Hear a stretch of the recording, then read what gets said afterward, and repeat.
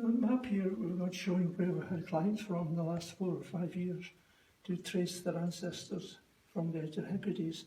As you see, they're scattered all over the Americas, with concentrations, of course, in Toronto and New York and so on. But these are the descendants, maybe 4th, maybe 5th generation of original immigrants. But the first big move of emigration from the Hebrides here to the Americas was in the middle 1700s. And you had two main areas from Lewis and Harris and a few other places. They went to North Carolina, but landing mainly around about Wilmington and working their way up country to, it's now called Fayetteville, but then it was Cross Creek. That's one of the battle places in the American Revolution.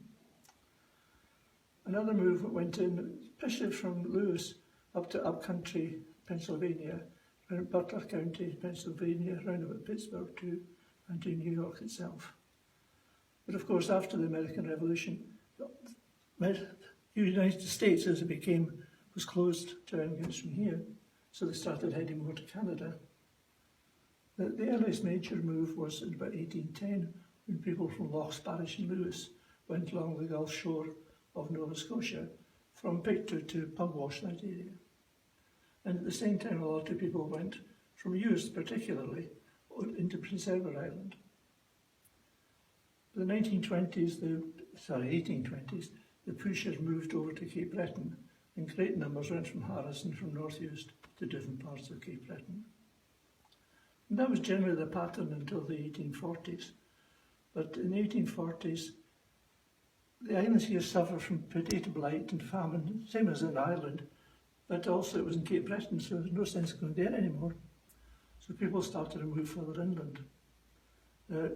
Lewis people from the 1840s on created a big Gaelic-speaking settlement in the eastern townships of Quebec, between Sherbrooke and Lake Megantic.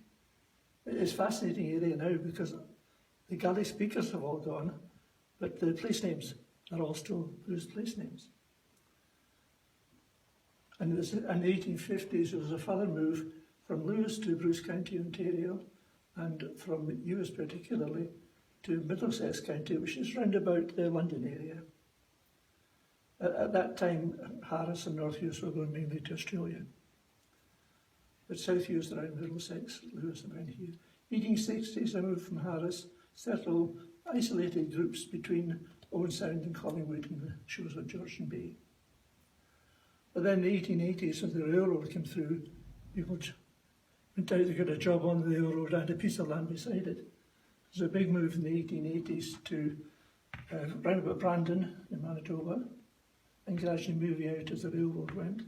And then in the 1920s, a big settlement outside of Edmonton. That was mainly from South Uist, so outside Edmonton.